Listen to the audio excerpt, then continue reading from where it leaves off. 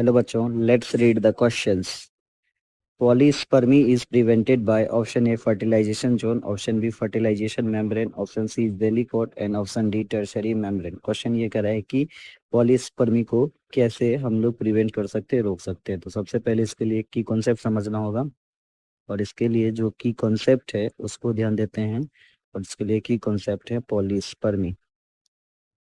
Polyspermy polyspermy क्या होता है? तो पॉलीस्पर्मी एक ऐसा फेनोमेना है जिसमें ओवम फर्टिलाइज होता है मोर देन वन स्पर्म से। तो क्या बोल सकते हैं? In this conditions ovum is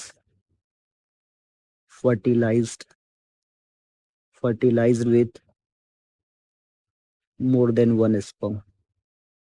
more than one sperm, जो ओवम होता है एक से ज्यादा स्पर्म से फर्टिलाइज होता है। इस कंडीशन में मेनली जो होता है फर्टिलाइजिंग और anti fertilizing reactions is necessary होता है फर्टिलाइजेशंस के लिए। तो once the sperm enter the ovum, जैसे स्पर्म जो है ओवम के अंदर इंटर करता है, स्पर्म दो तरीके से क्या कर सकता है, एंट्री को, दूसरे स्पर्म्स के एंट्री को ब्लॉक कर सकता है। तो सबसे पहला जो है, वंस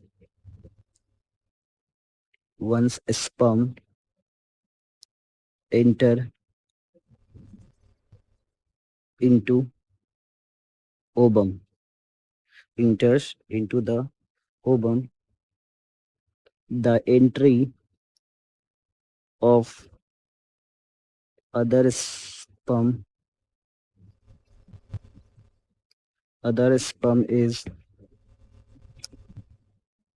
is prevented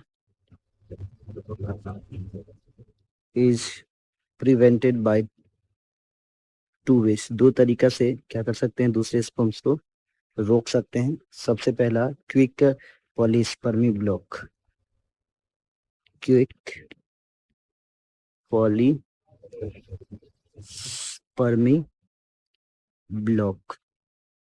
और जो दूसरा तरीका है वो एक तरह से क्या हो सकते हैं, slow polyspermy block.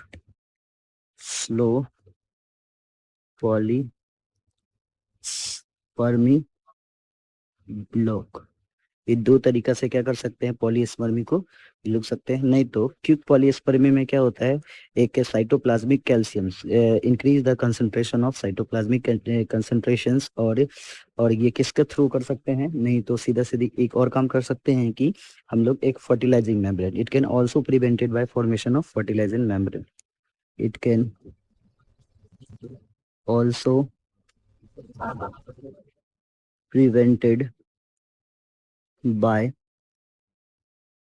formation of it can also prevented by the formation of fertilization membrane.